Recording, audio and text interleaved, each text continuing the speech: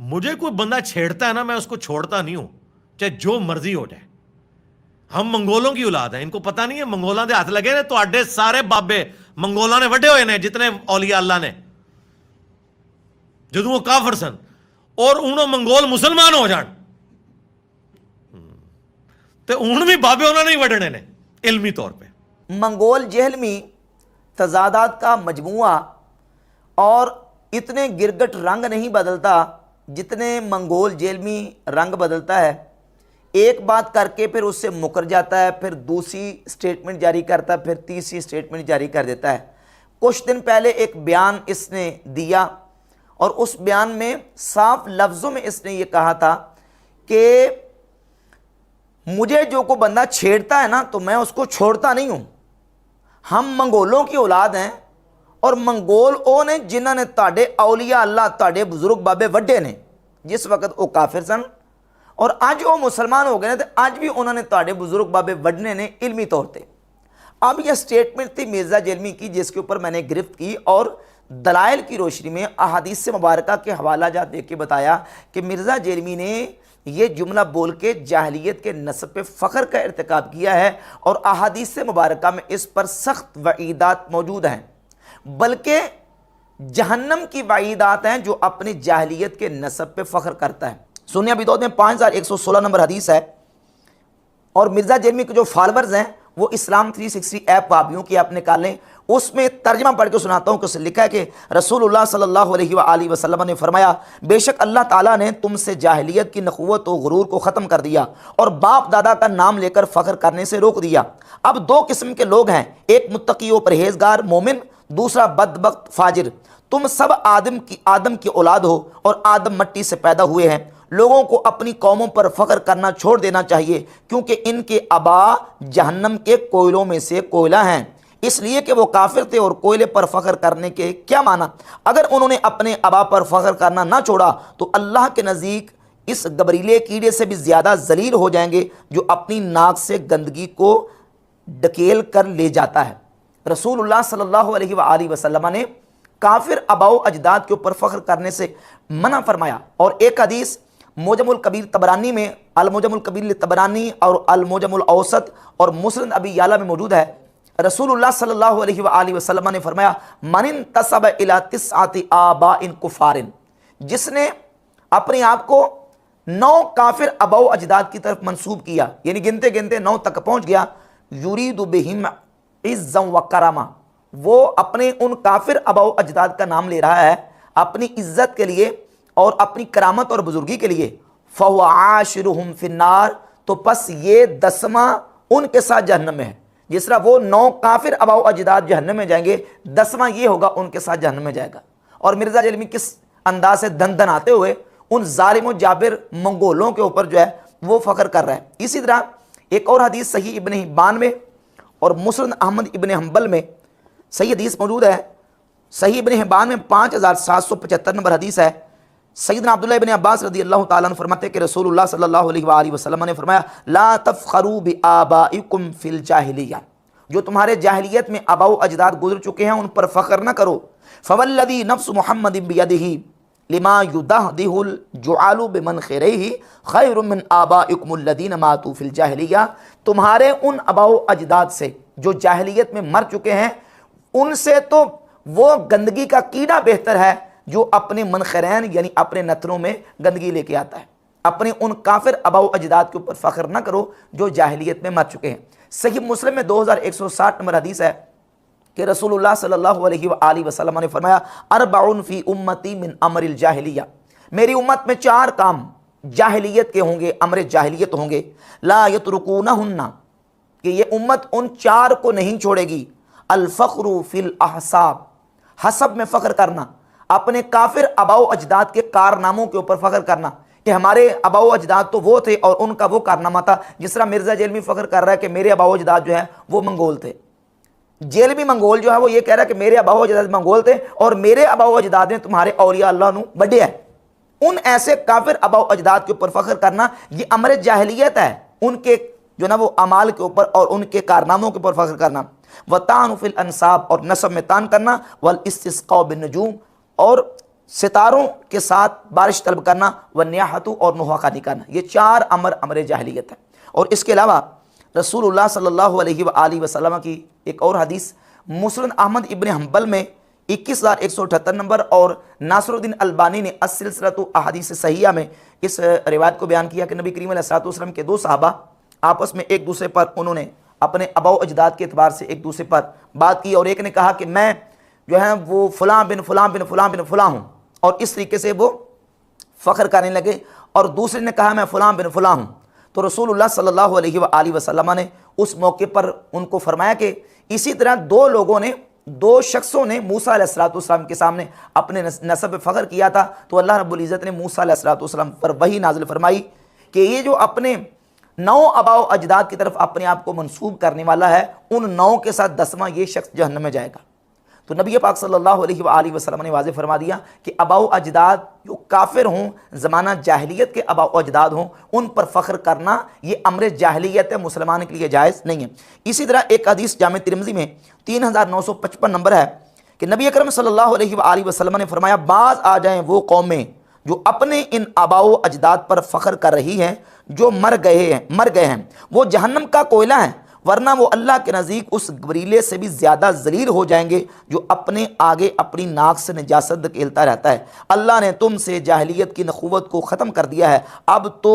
لوگ مومن و متقی ہیں یا فاجر و بدبخت، لوگ سب کے سب آدم کی اولاد ہیں اور آدم مٹی سے پیدا کیے گئے۔ تو یہ واضح احادیث موجود ہے کہ رسول اللہ صلی اللہ علیہ وآلہ وسلم نے اپنے جو نا وہ کافر اور زمانہ جاہلیت کے آباء و اجداد پر فخر کرنے سے منع کیا ہے۔ اب پھر مرزا نے اس بیان کے بعد ایک دوسرا رخ بدلا اور رنگ بدلتے ہوئے یہ کہتا ہے کہ میں نے جاہلیت کے نسب پہ فخر نہیں کیا، میں نے ان کی بہادری کی، پلس اللہ کی طرف سے عذاب بن کے جو مسلط ہوئے مسلمانوں پہ، اس کے حوالے سے میں نے بتایا تھا مسلمانوں کے کرتوتوں کی وجہ سے۔ لیکن یہ پتہ نہیں ہے کہ صوفی سارے منگولوں نے ختم کیے ہیں، اوتھے کو صوفی کام نہیں آیا، جدو منگول چڑھے نا وہ اللہ کا عذاب بن کے نازل ہوئے نا ان کے اوپر۔ میں نے تو اصل میں جو ہے وہ منگولوں کے حوالے سے یہ کہا تھا، ان کی بہادری کا ذکر کیا تھا، اور ان کو اللہ نے جو عذاب بنا کے مسلمانوں پہ مسلط کیا تھا میں نے تو اس کا ذکر کیا ہے۔ حالانکہ اس کا بیان سن لیں، بیان کے اندر واضح الفاظ ہیں کہ مجھے کوئی چھیڑتا ہے تو میں اس کو چھوڑتا نہیں ہوں، اور ہم منگولوں کی اولاد ہیں۔ اب یہ کیا تاثر دینا چاہ رہا ہے کہ جس طرح منگول جو ہے وہ اپنے دشمنوں سے بدلہ لے کے رہتے تھے، ہم چونکہ منگولوں کی اولاد ہیں تو ہم اپنے دشمنوں سے بدلہ لے کے رہیں گے۔ اور جس طرح کہتا جی کہ ان کو اللہ نے مسلمانوں کے اوپر عذاب الہی بنا کے مسلط کیا منگولوں کو۔ اب یہاں سوال یہ پیدا ہوتا ہے کہ ایک جگہ پہ تم یہ کہتے ہو کہ مجھے کوئی چھیڑتا ہے تو میں اس کو چھوڑتا نہیں ہوں، اور دوسری جگہ پہ یہی منگول جیل میں یہ بیان دے رہا ہے کہ مجھے کوئی جو مرضی کہتا رہے مجھے غصہ آتا ہی نہیں، رتی برابر غصہ نہیں آتا، اور کہتا میرے تو اندر لڈو پھوٹ رہے ہوتے جب میرے کو خلاف بات کرتا ہے۔ اچھا آپ سمجھ رہے ہو کہ میں ایکٹنگ کرتا ہوں، مجھے جینوئنلی کوئی غصہ نہیں آتا، اور میں اس کے اوپر اپنے آپ کو کریڈٹ نہیں دیتا، اللہ تعالیٰ نے مجھے ایسا کر دیا ہے الحمدللہ کہ مجھے واقعی کوئی غصہ نہیں آتا، ایک رتی برابر نہیں آتا، بلکہ میں بعض اوقات تو اپنی ہنسی بڑی مشکل سے کنٹرول کرتا ہوں۔ مجھے کوئی بندہ چھیڑتا ہے نا میں اس کو چھوڑتا نہیں ہوں، چاہے جو مرضی ہو جائے، ہم منگولوں کی اولاد۔ اب 2 سٹیٹمنٹس ہیں، ایک طرف یہ کہہ رہا ہے مجھے کوئی چھیڑتا ہے تو میں چھوڑتا نہیں ہوں، دوسری طرف کہتا ہے کہ مجھے جناب کوئی بات کرے تو مجھے غصہ آتا ہی نہیں، رتی برابر غصہ نہیں آتا۔ تو یہ دونوں متضاد دعوے مرزا جیلمی کے، اب ان دونوں کو جسٹیفائی کرنے کی کوشش کرے گا اور پھر قرآن پاک اور احادیث طیبات کی باطل تعویلات کرنے کی کوشش کرتا ہے۔ اور پھر دوسرا یہ، ایک جگہ پہ ابھی حال ہی میں کچھ دن پہلے جو سیلاب آیا تو سیلاب کے حوالے سے اس نے ایک ویڈیو ریکارڈ کروائی، تو اس نے مرزا منگول جیلمی نے اس ویڈیو میں یہ کہا ہے کہ آپ جو ہے وہ وحی کے بغیر کسی کے بارے میں یہ نہیں کہہ سکتے کہ یہ عذاب ہے، کیونکہ اس کا تعلق جو ہے وہ علم الغیب کے ساتھ ہے اور اس کا فیصلہ وحی کے ساتھ ہو سکتا ہے۔ آج کی ڈیٹ میں چونکہ پیغمبر وقت دنیا میں موجود نہیں ہے، لہٰذا کوئی بھی آنے والی تکلیف جو ہے اسے آپ قطعاً عذاب الہی نہیں کہہ سکتے، کیونکہ یہ خالصتاً علم الغیب سے تعلق رکھنے والی چیز ہے جو کہ صرف پیغمبر کے ساتھ خاص ہے۔ بعض لوگ ہر چیز کو عذاب الہی کے طور پر پریزنٹ کرنے کی کوشش کرتے ہیں، یہ بہت بڑی جرت ہے. یعنی آپ کے مخالف کے اوپر تکلیف آ جائے تو آپ کہتے ہیں یہ اس کے اوپر عذاب ہے، وہی آپ کے اپنے کسی پہ تکلیف آئے تو آپ کہتے ہیں یہ آزمائش ہے. سب کے لیے آزمائش کا لفظ استعمال کریں. وہی کے بغیر آپ فیصلہ نہیں کر سکتے. سلام جو ہے اس کو عذاب قرار دینے کے لیے وہی کا فیصلہ ضروری ہے. جب تک وہی نہیں ہے تو اس کو عذاب الہی قرار نہیں دے سکتے. تو ہمارا سوال مرزا جیلمی سے یہ ہے کہ تم نے منگولوں کو عذاب الہی قرار دیا. میں نے ان کی بہادری کی پلس اللہ کی طرف سے عذاب بن کے جو مسلط ہوئے مسلمانوں پہ،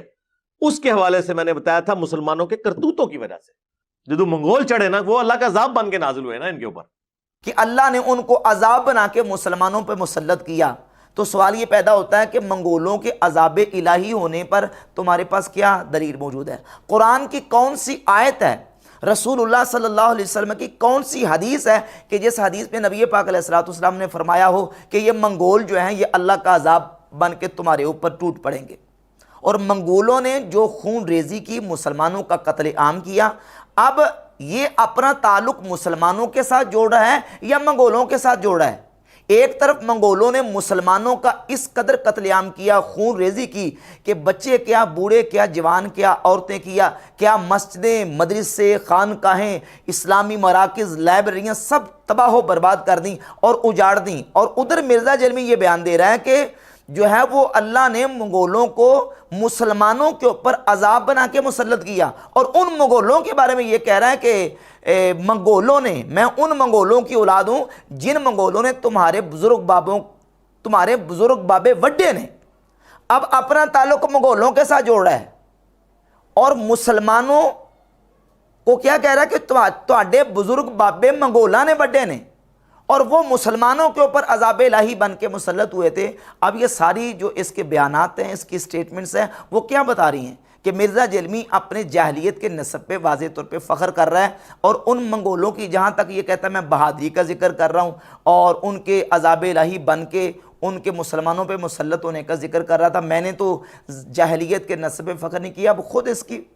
سٹیٹمنٹ دیکھ لیں، اس کا بیان دیکھ لیں، جس سے بات بالکل واضح ہو جائے گی کہ اس نے باقاعدہ فخر کے طور پر اور تکبر کرتے ہوئے یہ جملہ بولا ہے. اور اب بجائے اس کے کہ اس سے معذرت کرے یا یہ ہے کہ اپنی سٹیٹمنٹ واپس لے، اس کو قرآن کی آیتیں پڑھ کے جسٹیفائی کرنے کی کوشش کر رہا ہے. سورہ بنی اسرائیل کی آیت نمبر 4 اور 5 کا حوالہ دے رہے کہ دیکھیں جی اللہ تعالیٰ نے قوم بنی اسرائیل کے اوپر جو ہے ان کے دشمنوں کو مسلط کر دیا تو وہ اللہ کا عذاب بن کے آئے تھے. تو ایسے ہی منگول جو ہیں وہ اللہ کا عذاب بن کے مسلمانوں پر مسلط ہوئے. اب ہمارا سوال پھر یہی ہے کہ 2022 کا جب یہ سیلاب آیا تو تم نے کہا کہ یہ علم غیب کی بات ہے، وحی کے بغیر آپ کسی کو عذاب قرار نہیں دے سکتے. تو اب منگولوں کے عذاب الہی بن کے آنے کا اور مسلمانوں پہ مسلط ہونے کا تمہارے پاس کیا پروف ہے؟ کون سی وحی ہے، کون سی حدیث تمہارے پاس موجود ہے؟ نہ کوئی وحی میں اس کا ذکر ہے، نہ ہی اس کا حدیث میں ذکر ہے. تو یہ مسلمانوں کے اوپر ایک آزمائش تھی، وہ آزمائش آئی، اور پھر وہ منگول جن کے بارے میں تم یہ کہہ رہے ہو کہ تواڈے اولیاء اللہ منگولاں نے وڈے نے،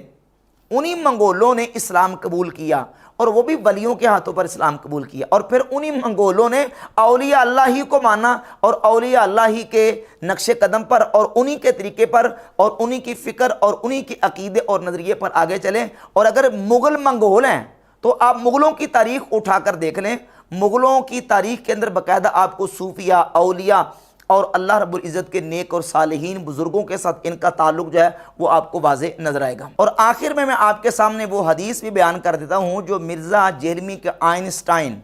ناصر الدین البانی نے اپنی کتاب السلسلۃ الاحادیث الصحیحہ میں، اسلام 360 ایپ اٹھا لیں، اس کے اندر بھی یہ روایت موجود ہے. اور اس روایت کو البانی نے صحیح قرار دیا ہے کہ من تعز بعزاء الجاہلیت فاعدوہ